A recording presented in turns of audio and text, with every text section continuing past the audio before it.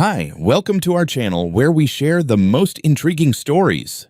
When a retired federal agent seeks peace in a remote home beyond HOA reach, he finds himself in a war he never expected against a power-hungry suburban queen and her army of clipboard warriors. But she picked the wrong house and the wrong man. When I bought the place, I thought I was finally out of the system, out of the noise, out of the bureaucratic hell I used to swim in every day like it was my job. Because, well, it was. 36 years old and already a ghost in the mirror of a federal inspector. I'd seen enough corruption, incompetence, and power games to last 5 lifetimes, and I wasn't about to spend my retirement listening to some nosy HOA drone bark about lawn height. So, I found this quiet little corner of the world, Colwood County, Washington. Not the middle of nowhere, but damn close. Just a few properties out past the last cul-de-sac of Willow Pond Estates, beyond the HOA's claws. My land was a dead end, private drive, a perimeter of forest so thick even the wind hesitated to cut through it. There were no covenants, no board meetings, no pastel-colored mailboxes to match the neighbors' hydrangeas. Just me, my dog Rex, and the satisfying crackle of gravel under my boots as I walked the length of my new private driveway. On day 2 after moving in, I installed a mailbox with my name on it and hung a metal sign under it. Private drive, no trespassing, not subject to HOA regulations. Subtle as a shotgun, but necessary. The only way to deal with bullies was to let them know from the jump that you weren't going to flinch. I'd just finished mounting the plate when I saw her, power walking up my drive like she owned it. Mid-50s business casual blazer that practically screamed, "I file noise complaints for sport," clutching a plastic binder like it held divine authority. Her lips were pinched tighter than the lid on a rusted pickle jar. "You must be the new resident," she said, not offering a handshake. Her voice had that brittle, passive-aggressive tone people develop after years of fake smiling through HOA meetings. "I'm Karen Browning, president of the Willow Pond Estates Homeowners Association." She said it like I should salute. I didn't. "Nice to meet you," I said flatly. "I'm Aiden. This property isn't part of your association." She blinked. Not the polite kind of blink, the glitch in the Matrix kind. "Excuse me." I pointed at the sign. "Private parcel, no HOA." Got the county maps, title deed, plat surveys. Everything says this land has never been under your jurisdiction. Karen didn't even try to look at the sign. "Well, that may be what your documents say, but this entire cul-de-sac falls within the Willow Pond community's area of interest. You're connected to our water line. You use our road to access your property. Therefore, by communal extension, you fall under our architectural guidelines and community expectations." I actually laughed. Couldn't help it. Area of interest isn't legal authority. I'm not interested in joining, paying dues, or submitting my life to a bunch of volunteers with clipboards and superiority complexes. I bought here because it's out of your reach. She tightened her jaw. "We didn't approve your home's facade, you know, and there's a strict 2-dog maximum."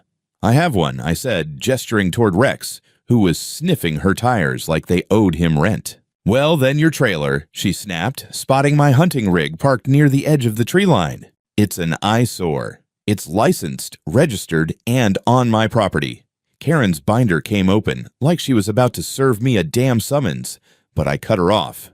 "Let me save you the ink. I'm not going anywhere. You have no jurisdiction here. So unless you're selling Girl Scout cookies or asking for directions, you can turn around and walk your area of interest right back up that road." She stared at me for a beat, like she wasn't used to people saying no. Like reality was a toy she could bend until it squeaked. Then she smiled, but it wasn't a real smile. It was the kind of smile that says, "You're on my list now, friend." "You'll be hearing from the community board," she said sweetly, before spinning on her heel and storming off like she had her own wind machine. I watched her go, already guessing how this would play out. People like Karen didn't go down quietly. They didn't like fences they couldn't climb or rules they couldn't write. But this was my land, my home, and I hadn't survived Washington, D.C. politics just to be bullied by a suburban dictator with a printer. Still, I wasn't stupid. Before nightfall, I ordered another security camera, then 2 more. One for the driveway, one for the side gate, and one hidden in the tree line. I had a feeling my area of interest was about to get real crowded. I knew it wasn't over. People like Karen don't just take the L and move on. They regroup, reload, and come back in passive-aggressive formation. It didn't take long.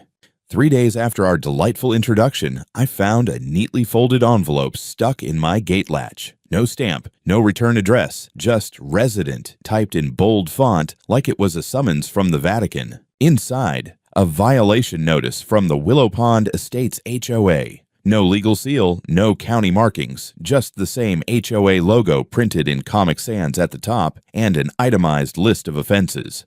Unapproved facade color. Non-conforming trailer structure. Excess canine presence. My favorite. Incompatible mailbox aesthetic. I laughed so hard I nearly choked on my coffee. But the kicker came in the last line. Failure to address these violations within 10 business days may result in disciplinary committee action.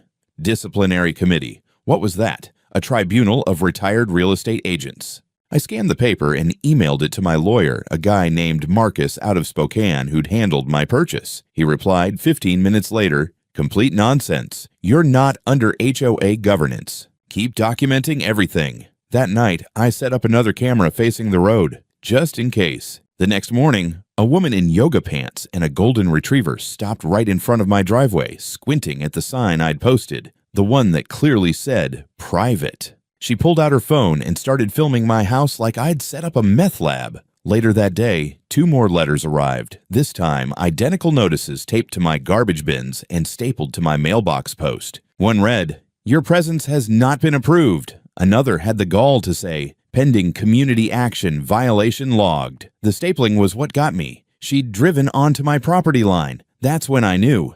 This wasn't just a power trip. This was a siege. That night, I reviewed the camera footage. Caught her, Karen herself, just before dawn, dressed like a discount spy in black sneakers and a hoodie. She parked at the end of the cul-de-sac, jogged to my mailbox like she was on a timed mission, and plastered her garbage-grade citations with zip-tie precision. Then she sprinted back like she'd just defused a bomb. I emailed Marcus again with screenshots. "This is harassment," I told him. He agreed, said to keep collecting evidence and log everything. I did. The next afternoon, I found my driveway partially blocked with construction debris, broken fence slats, a cracked toilet seat, what looked like half a swing set, just dumped like a low-effort threat. I moved it myself, but not before photographing everything from 5 angles. Rex sniffed at it like it had been marinated in HOA desperation, and then, like clockwork, Karen appeared again, this time at a safe distance, standing near the cul-de-sac in a tennis skirt and sunglasses, chatting with another couple, while blatantly pointing at my home. She held a clipboard. I could hear phrases like non-conforming structure and visual disruption to the neighborhood flow. Visual disruption. My house was half a mile from theirs and surrounded by trees. I walked to the end of the drive, leaned on the fence, and gave her my best dead-eyed stare. She smiled and waved like we were old friends. "Hi, Aiden. Just doing a routine community review," she chirped. "Try that line on someone who gives a damn," I muttered, loud enough for her friends to hear. She turned back to them with a giggle and whispered something behind her hand. That was the moment I knew she'd started the whisper campaign. The next day, a neighbor I hadn't even met, an older guy in a golf cart, drove up, parked at the edge of my drive, and asked if I intended to comply with community expectations. I asked him which expectations he was talking about, and he mumbled something about trailer codes and drove off.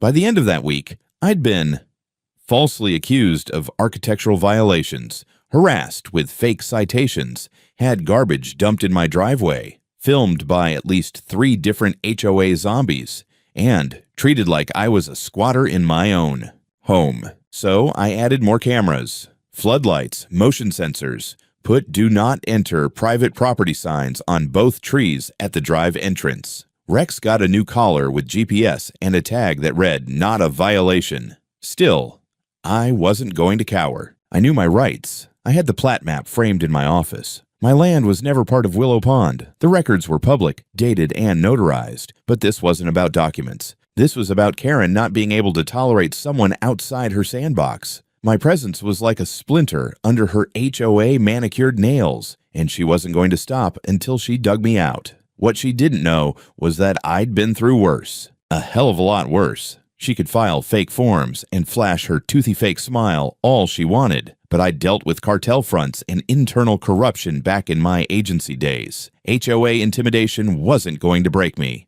but it would escalate. And I could feel it coming. It was sometime around 6:15 on a Tuesday morning when I noticed the first real crack in the dam. I'd stepped outside with Rex to check the trail cameras after hearing coyotes the night before. The air was sharp, cold enough to make you wish you'd worn something thicker than a flannel. I was halfway down the gravel when I spotted it. A small stack of lumber and broken ceramic planters dumped just off my driveway again, tucked beside the tree line like a raccoon had started a landscaping business and then gone bankrupt. This time, there were boot prints, not tire marks. Footprints, 2 sets. I crouched, took photos, then followed the indentations a few feet until they merged with the soft gravel at the cul-de-sac. Whoever it was, they'd come on foot, quietly, early. I didn't have to guess. This was Karen upping the ante. Not with her own hands, of course. She had minions for that now. Later that day, I got an unexpected visit. A man in his 60s, clean-shaven khakis, Vietnam veteran cap, the kind of guy who looked like he'd rather be fishing than mediating HOA disputes, pulled up in a red Ford pickup and parked just beyond the private drive sign. I met him halfway, hands in pockets, Rex sniffing suspiciously at his boots. "Name's Mark," he said. "I live 2 lots down. Been here 20 years. Just thought I'd say hi and give you a friendly heads up." I waited. He sighed. "Karen's been on a tear. She's telling everyone you're squatting on shared access property. Said you snuck in the back way through some kind of county loophole." "Interesting theory," I said. "Does it involve space lasers and FEMA camps too?" He chuckled. "I don't buy her crap, but some folks do. HOA board's mostly her friends, people who like keeping their hydrangeas the same color and their neighbors the same flavor." I didn't say anything. Let him keep talking. "She tried the same thing with a couple from out of state a few years back. They bought a cabin right off the boundary. Karen claimed their deck projected into the community view space. They folded after a few months. Sold at a loss." I raised an eyebrow. "And you?" "I keep my head down," Mark said. "But you—" He nodded at the cameras, the fence, my private signs. "You look like you won't." I gave him a small smile. "You guessed right." He nodded and got back in his truck. "Watch your gate at night." That evening, I checked my perimeter cameras again. Around midnight, the driveway cam picked up 2 figures walking along the fence. Flashlights off, wearing dark clothing, they hovered near the side gate. One of them jiggled the handle. The other one slapped a sticker onto the post. I zoomed in on the still frame later. It read, "This property is under review, pending community action." The same damn language from the fake citations. I submitted the footage to the county sheriff's tip line with a formal complaint for trespassing. Again. But when the deputy called me the next day, his tone was bored, somewhere between "not my problem" and "welcome to rural America." "Likely kids," he said. "We'll file a report. Unless there's property damage or weapons involved, best we can do is log it." I asked if they'd at least swing by for a patrol. He said they'd try to increase visibility, which is polite cop speak for probably not. That night, I double-checked my locks, put the trail cameras on high sensitivity mode, and left one porch light on. Rex stayed close to the door. He felt it too. The tension in the air, like something just past the edge of reason, was about to snap. 2 days later, Karen returned, midday, confident. This time, she brought backup. 2 other HOA members, a man and a woman who looked like they'd been pulled directly out of a pastel catalog. They strolled up my driveway like they were inspecting a golf course, clipboards in hand. I met them at the midpoint, just past the fork where the gravel splits to my workshop. Rex stood beside me, ears perked, silent but alert. "Good afternoon." Karen beamed like this was her kingdom, and I was a particularly stubborn serf. "We're just conducting a routine community inspection." I didn't say a word, just crossed my arms. "This concerns your trailer, the solar array, and, well, your signage," said the man, tapping at his clipboard. "It's considered—" "You're not my HOA," I interrupted, voice flat. "You're not my inspectors. And this is not your land." Karen smiled tighter. "We believe this access road qualifies as a shared infrastructure feature, and if you're using community-maintained resources—" "It's a county road until halfway through the cul-de-sac, Karen," I snapped. "My drive is privately surveyed. I have maps going back 15 years. You want to see the boundary stakes? I can show you the goddamn rebar in the ground." She blinked, just for a second. Then, "You're creating unnecessary tension, Mr. Pierce. No one wants conflict."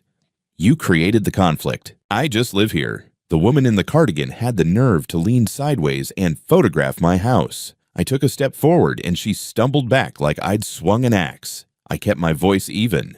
"You've got 5 seconds to get off my property." Karen opened her mouth again, but something must have clicked. The cameras on the house, the dog at my side, the not-so-subtle fact that I wasn't bluffing. They left.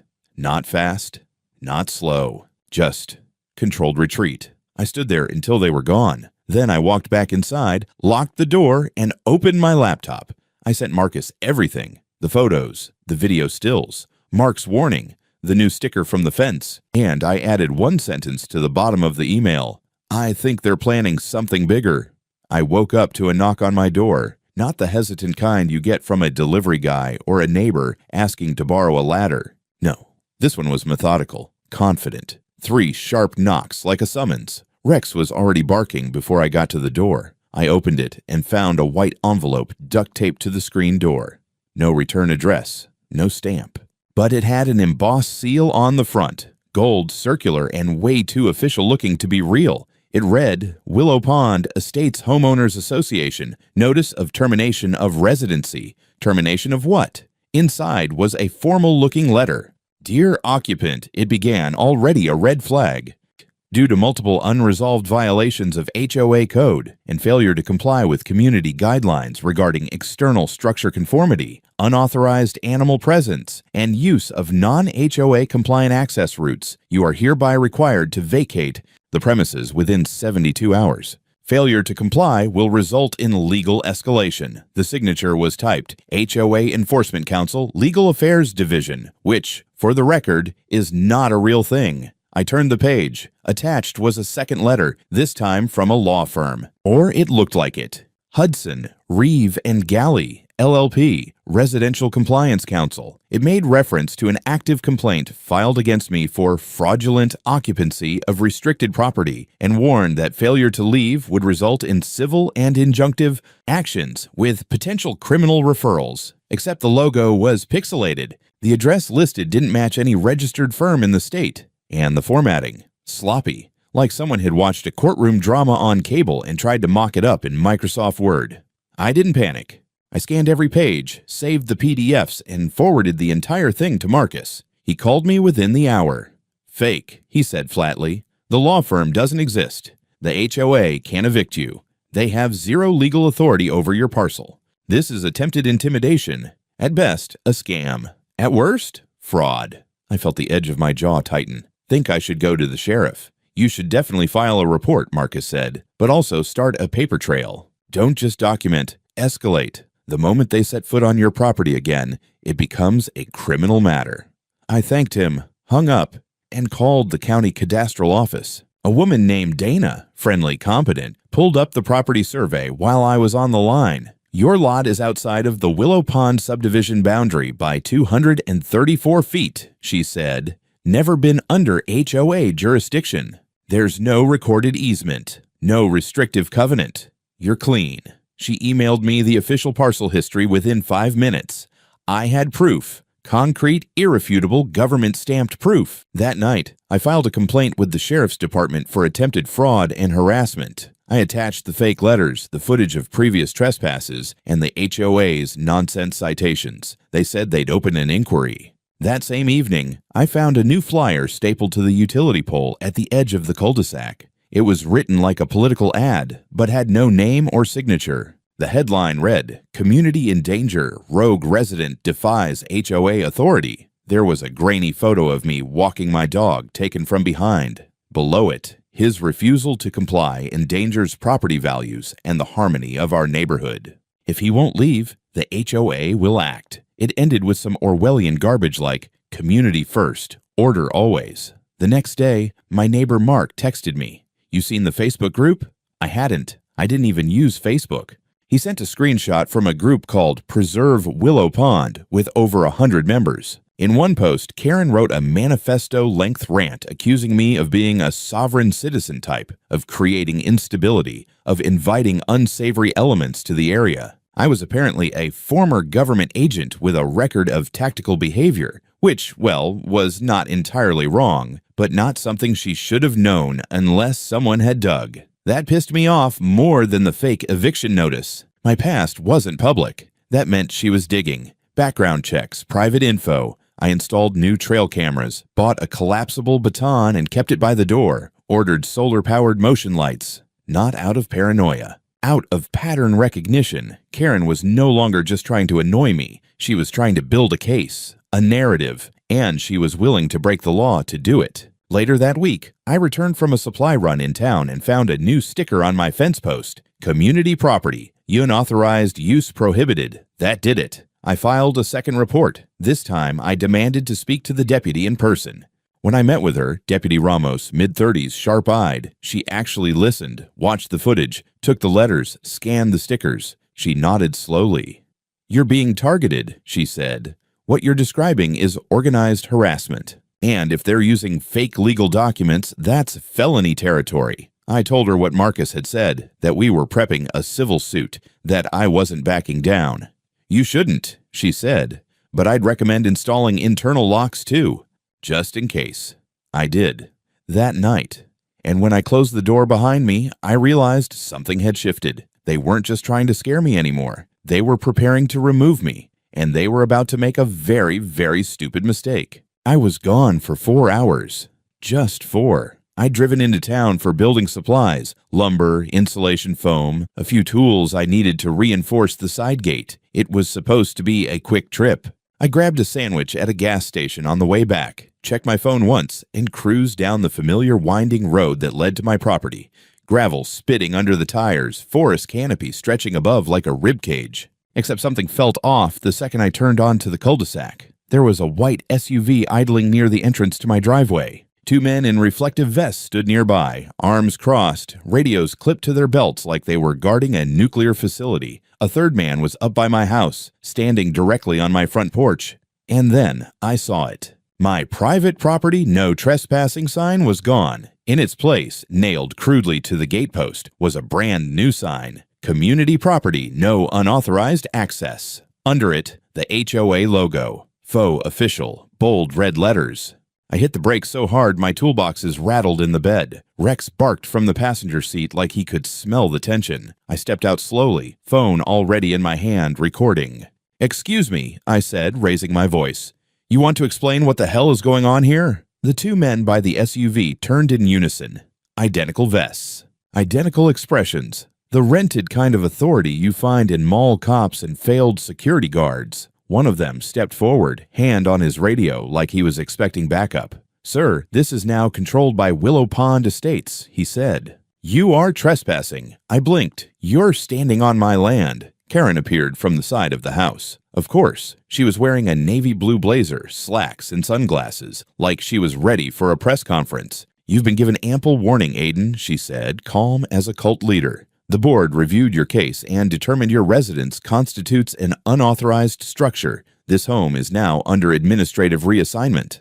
I actually laughed. "What the hell does that even mean?" "It means you no longer have standing," she replied. "We've posted community access notices, changed the locks, and will be installing compliance signage shortly." I looked past her. The front door, my door, now had a brand new deadbolt. A sticker slapped across the glass read, "Sealed, pending board hearing." I felt heat rise up my neck. "You broke into my house." "It's not your house," she said sharply. "You occupy land within our sphere of jurisdiction. Your failure to acknowledge HOA oversight left us no choice but to act under emergency community code authority."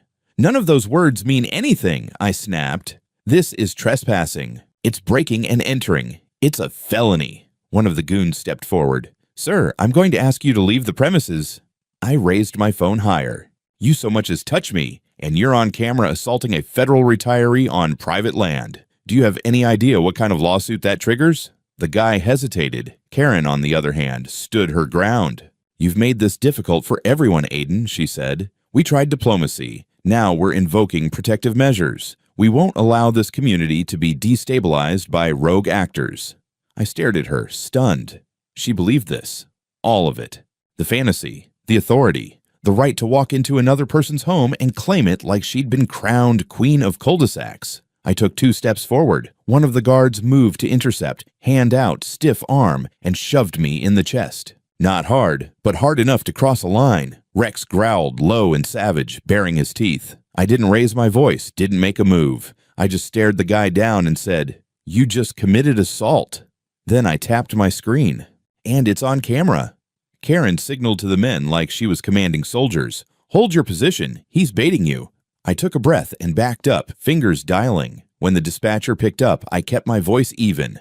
"Yes, this is Aiden Pierce. I'm at my property in Colwood County. I need immediate police assistance. There has been an unlawful entry into my home. The locks have been changed, and I am being physically prevented from entering by armed individuals posing as HOA enforcement." The dispatcher asked for details. I gave them everything, and I made damn sure Karen could hear me.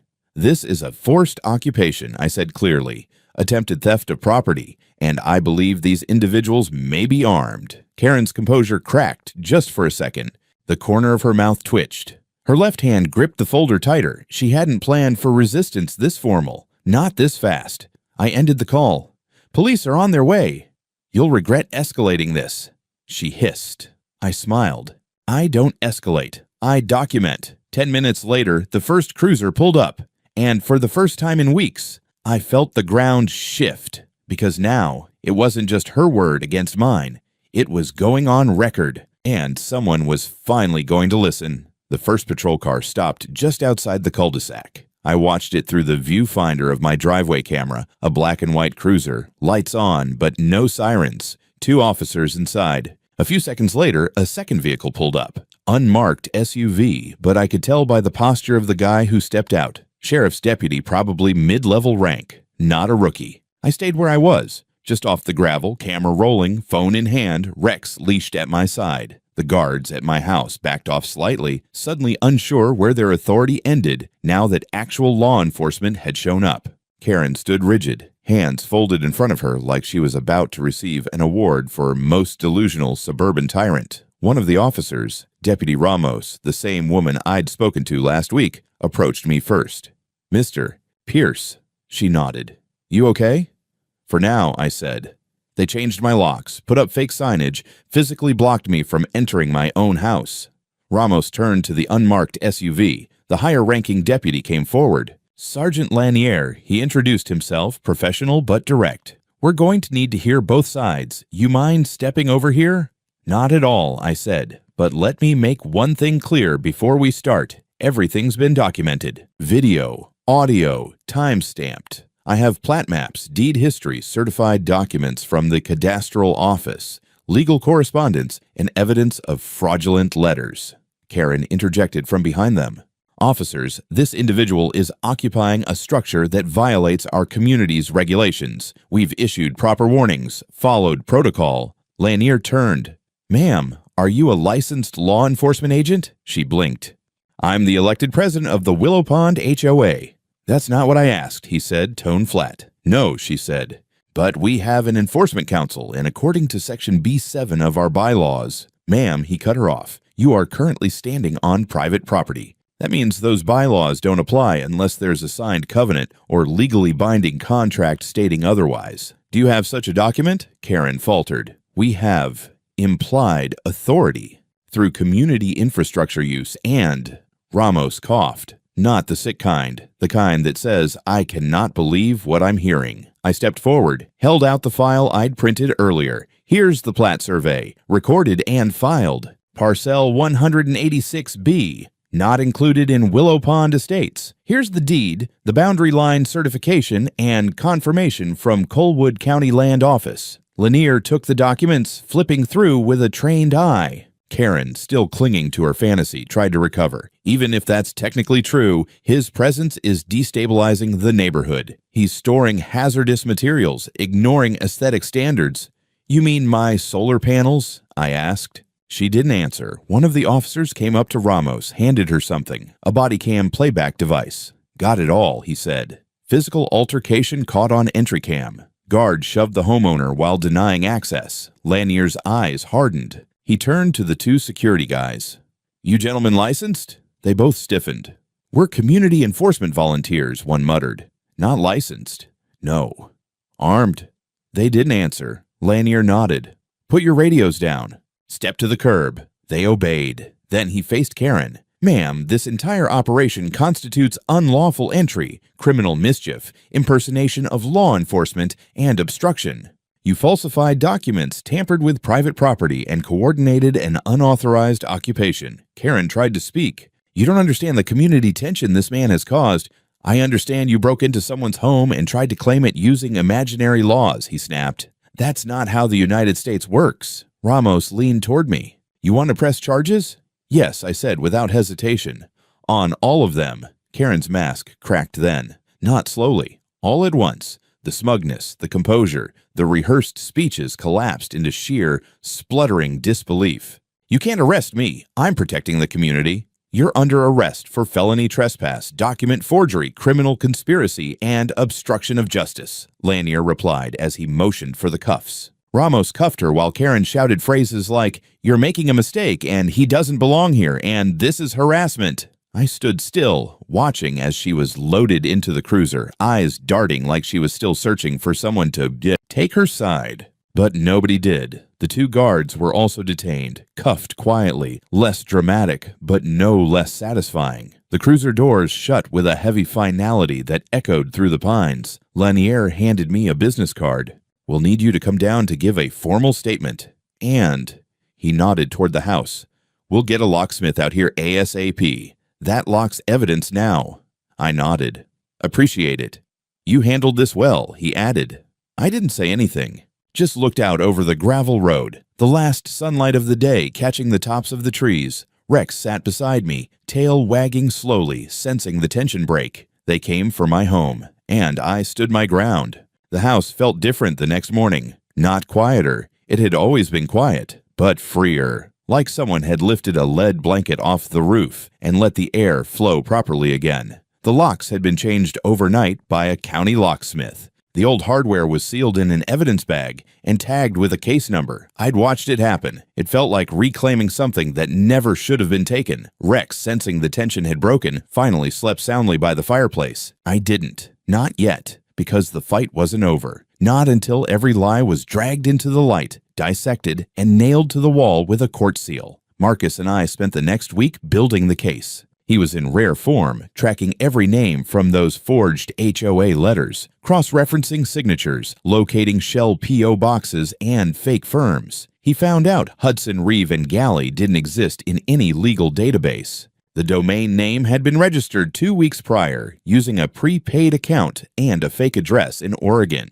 Even better, the IP address tied to the email they'd sent matched a network assigned to the Willow Pond Estates Community Clubhouse. They didn't even cover their tracks. Meanwhile, the sheriff's office filed formal charges against Karen and 2 of her board members. Forgery, trespassing, criminal conspiracy, unauthorized occupation, impersonation, and more. One of the fake guards flipped almost immediately, giving up every detail. How Karen had organized the plan, called it a reclamation action, and promised them they'd be protected by community precedent. Turned out, Karen had a long history of borderline harassment, half a dozen HOA complaints over the years, most settled quietly. But she'd never tried anything this bold before. I was a new variable. I didn't cave. When the court date came, I sat front row in a button-down shirt and clean jeans, just behind Marcus. Karen showed up with a high-dollar defense attorney and zero humility. Her expression, somewhere between righteous indignation and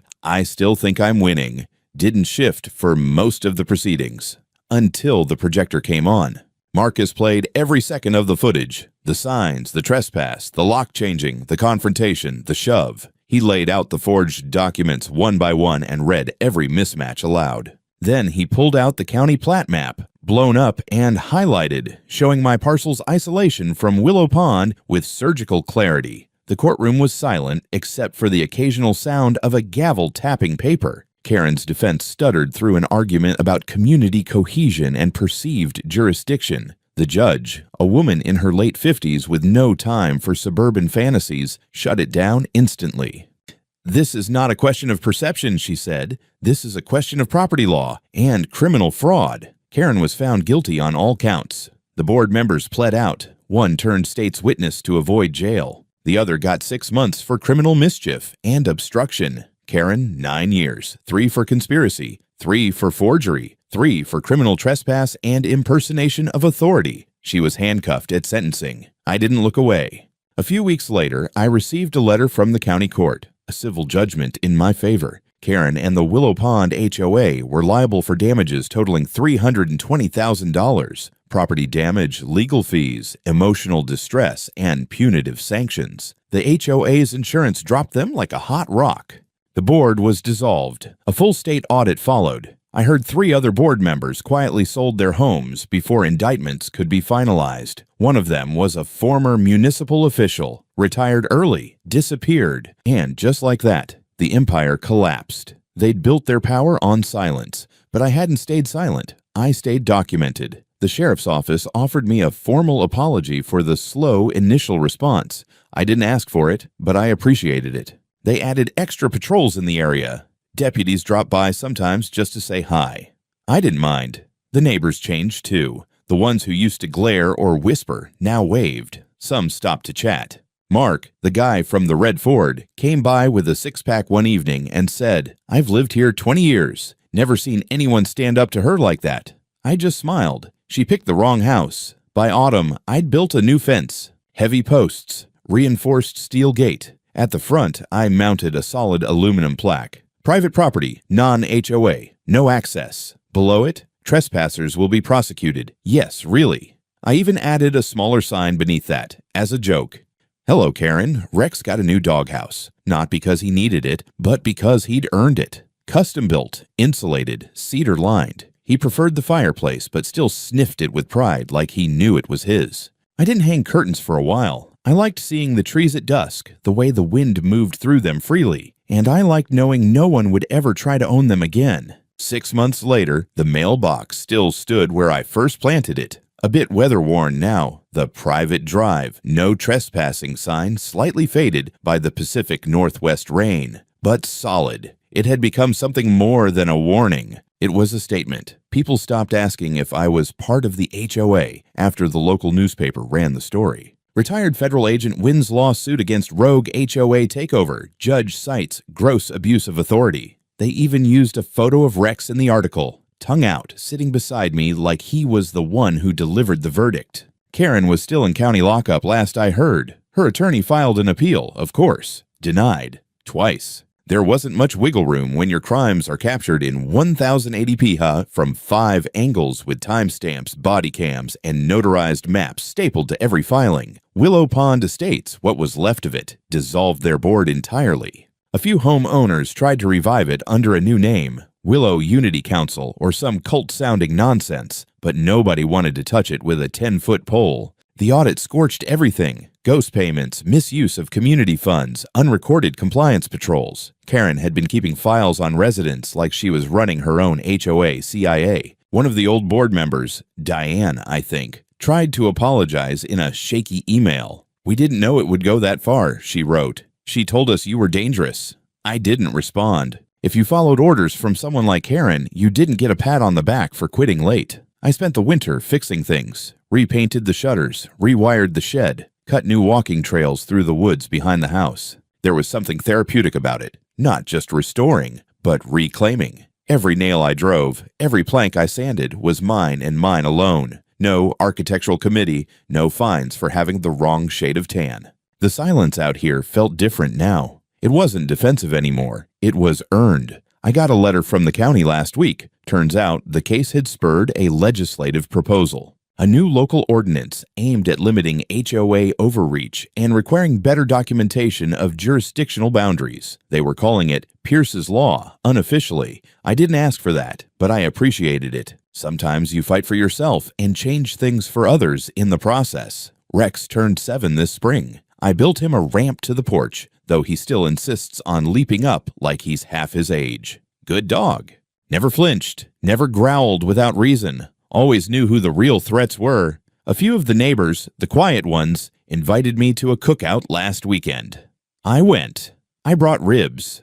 Someone made a joke about not bringing HOA citations as party favors, and we all laughed, even me. And it was real. That was the surprise. Not that I won, but that after everything, the place started to feel like home again.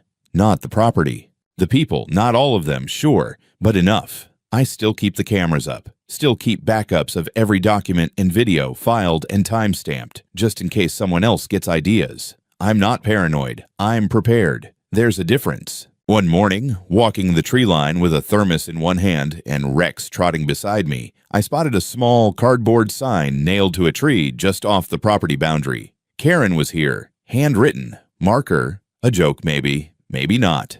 I took it down, burned it, and pissed on the ashes. Then I looked at my house, standing strong in the clearing. Solid, quiet, home. I left federal service to find peace. I said aloud, not to anyone, just to the air. And I found it. I paused. But if anyone ever tries to take it again... Rex looked up, tail twitching.